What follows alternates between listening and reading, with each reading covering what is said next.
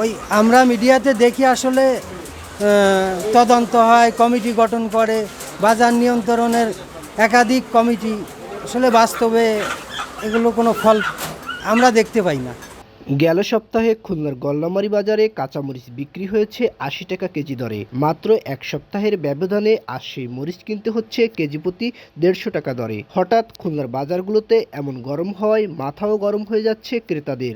আগে তো যা একটু কম ছিল, যেরকম পোলট্রি মুরগি ছিল ১৮০ টাকা, ৭০ টাকা, ২২০ টাকা, মানে ইচ্ছা মতন, মানে তাদের ইচ্ছা মতনই যা মনে চায় তাই করবে। যেটা আমি অল্প ছোটোটা চাকরি করি, এই চাকরি করে তো আমার এরকম ২২০ টাকা দিয়ে ব্রয়লার মুরগি খাওয়া সম্ভব হয় না। সর্বপ্রথম ছিল ১২০-৩০ এরকম, হঠাৎ করে ২২০-৩০, মানে এত তো হওয়া উচিত না।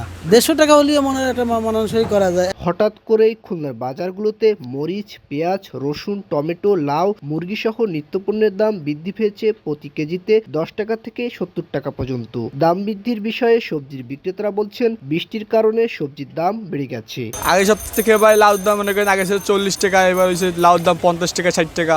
এবার ঝাল ছিল আগে ছিল ৮০ টাকা, এই জন্য আজকে এবার ১৫০ টাকা কেজি, ১৪০ টাকা কেজি বিক্রি হচ্ছে।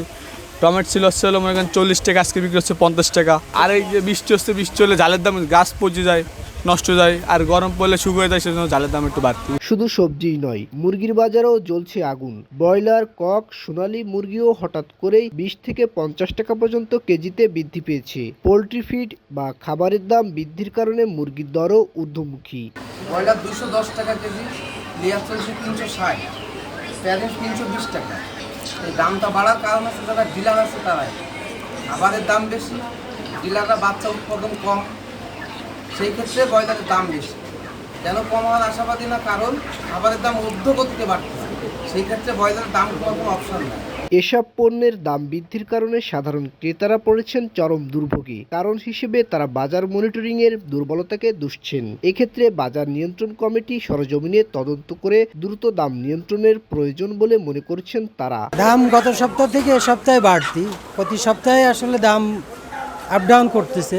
এতে আমাদের আসলে খুব অসুবিধা হচ্ছে, কারণ আমাদের আয়ের সাথে বাজার মূল্যের কোনো সমন্বয় নাই। দায়িত্বশীল যারা, তাদের আরও দায়িত্ববান হওয়া উচিত এবং সরজমিনে বিষয়গুলো খতিয়ে দেখা উচিত, যে আসলে শুধু লোকমুখে না শুনে সরজমিনে আমরা বিষয়গুলো তদন্ত করে দেখি যে বাস্তবতা কী। S M. Robayet, voice of tiger.